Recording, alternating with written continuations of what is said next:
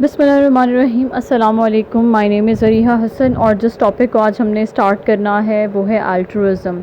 अल्ट्रुइज़म का मतलब क्या होता है? It means sacrificing yourself and specially your reproductive potential for others. सबसे पहले आपके पास है definition, the interaction in which an individual gives up और sacrifices some of its own reproductive potential to benefit another individual is called as altruism. Usually एक species के अंदर रहते हुए ही आप इंडिविजुअलिटी के बजाय अपने आप को कुर्बान करके और अपने आप को प्रेफर किए बगैर आप कोशिश करते हो कि अपने पीयर्स या फिर जो आपके मतलब जिनके साथ आपका जेनेटिक मेकअप कॉमन है आप उनको फेवर करते हो। ठीक है, तो this is what altruism is about. इसके फ़ायदे क्या हो सकते हैं, इसके बेनिफिट्स क्या हो सकते हैं कि animal produces a large number of offspring, it makes him successful in a biological sense that thus it passes its gene to succeeding generations. This animal also shares some genes with its relatives and their youngs. एक organisms कोशिश कोई भी animal है वो कोशिश करेगा कि उसका जो रिप्रोडक्टिव पोटेंशियल है उसकी बेस पे वो यंग वंस प्रोड्यूस करें। ठीक है, यंग वंस प्रोड्यूस करने की वजह से जो अब इनकी ओवरऑल आप कह लें कि स्पीशी है या फिर जो भी फैमिली वगैरह है वो आगे चलती रहती है। ठीक है, और सर्वाइवल गेम भी जो है वो स्ट्रॉन्ग रहती है। अब इसी के साथ जेनेटिक मेकअप जो है वो ट्रांसफ़र हो रहा है अगली जनरेशन में, लेकिन इसके साथ साथ जेनेटिक मेकअप जो है इनके जो भी साथ दूसरी स्पीशी के मेंबर्स होंगे उनके अंदर भी वही जेनेटिक मेकअप है। ठीक है, तो एक ऑर्गेनिज्म क्या करता है कि instead of passing its genetic material to its offspring, वो ये जो आपके पास कह लें कि दूसरे मेंबर्स हैं स्पीशी के उनको फेवर करता है और उनको ये इस तरीके से फेवर करेगा कि वो जो जेनेटिक मटीरियल है इनडायरेक्टली और ज़्यादा स्टेबलाइज हो जाए। तो बेसिकली यहाँ पर हम ये बात करें कि इंडिविजुअलिटी के बजाय एक स्पीशी की स्टेबिलिटी को जो है वो ऑर्गेनिज्म ज़्यादा प्रेफर करते हैं। Therefore, he helps his relatives and his young. It increases his reproductive potential or output. Therefore, he helps his relative in their survival. Thus, an individual pass more genes theoretically to the next generation than by rearing his own youngs. Basically, एक organism जो है it's helping its relatives rather than reproducing or rather than producing young ones. यहाँ पर हमारे पास कुछ examples हैं। Altruism in crows, one individual of a group of crows gives an alarm clock, it warns the other individuals of a group of a predator, this call may attract the predator to the sender of the signal.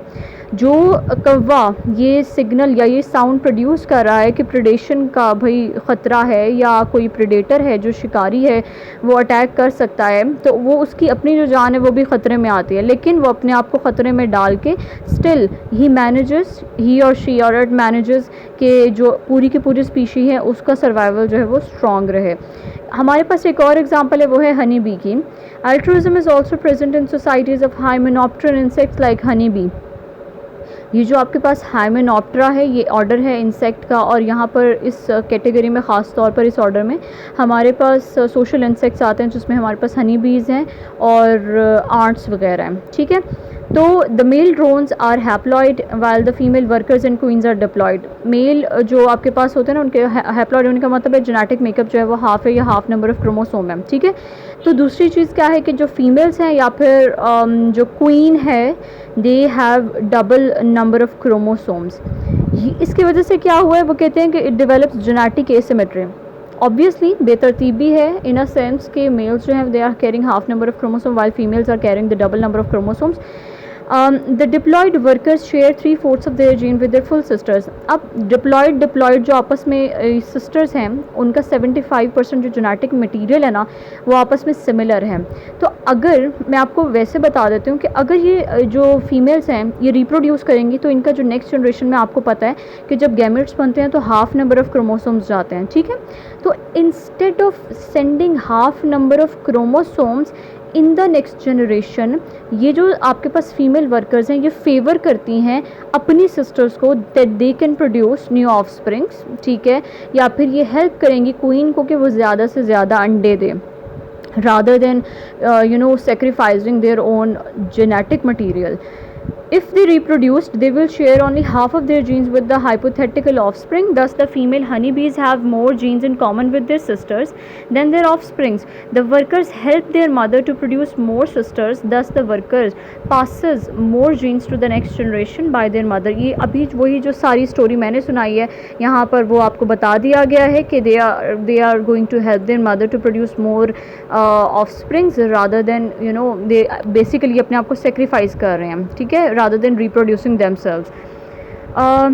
दूसरी चीज़ हमारे पास क्या है, some of their sisters become reproductive queens, और फिर उन्हीं में से ऑब्वियसली जब क्वीन जो है एक वर्न आउट हो जाएगी और उनको क्या करना पड़ेगा कि जो बेहतर मज़ीद आपके पास होगी फ़ीमेल उसको वो क्वीन का दर्जा दे देते हैं. नेक्स्ट आपके पास है किन सिलेक्शन. किन सिलेक्शन इज़ लाइक आप कह लें कि अल्ट्रुइज्म और किन selection is just similar. Basically ये जो हनी बी की एग्जांपल है वो आप किन सिलेक्शन में भी कोड कर सकते हैं.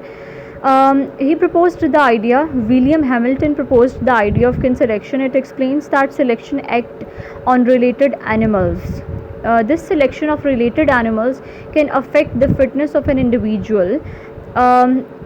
आपके पास ना जैसे अभी मैंने बताया है कि एक ऑर्गेनिज्म जो है वो फेवर कर रहा है उन ऑर्गेनिजम्स को जिनके साथ उसका जेनेटिक मटेरियल क्या है, कॉमन है. यहाँ पर भी रिलेटेड एनिमल्स होने का मतलब यही है कि you are favouring your genetic material या वो जेनेटिक मटेरियल जो आप किसी के साथ शेयर कर रहे हैं. A gene that a particular individual carries passes on to the next generation through a related animal. यानी कि वही बात है कि आपके फादर हैं और आपके फादर के जो भाई हैं आप उनको स्टेबलाइज करने में अगर हेल्प करते हो तो इनडायरेक्टली आपके जो जेनेटिक मटेरियल है वो क्या हो रहा है, वो अगले जनरेशन में पास ऑन हो रहा है, not by you but from your own relative, ठीक है. तो बेसिकली स्पीशी का सर्वाइवल जो है वो ज़्यादा स्ट्रॉन्ग हो रहा है. It is based on those common genes that its relatives pass on. Therefore, altruism is a genetically based tendency. It is passed on by the individual carrying it or by the relative who carries it. वही चीज़ जो मैंने पीछे explain की वही है. But the individuals of a group must identify its relatives for the kin selection to work. It is अच्छा एक और चीज़ है, kin selection is very much similar to natural selection as well. आप देखेंगे नेचुरल सिलेक्शन में क्या होता है कि the organisms which are better fitted to the environment they stay there, और जो आपके पास ऐसे ऑर्गेनिजम्स होते हैं लाइक जो वीक हैं अनफिट हैं वो जो है वो ख़त्म होते जाते हैं, राइट. तो नेचर उनको फेवर करती है जो बेटर सूटेड होते हैं. यहाँ पर भी किन सिलेक्शन में जो ऑर्गेनिजम्स हैं वो कोशिश करते हैं उस चीज़ को सेलेक्ट करने की which has like better genes and which has the tendency to produce more offsprings. यही चीज़ यहाँ पर एक्सप्लेन की गई है.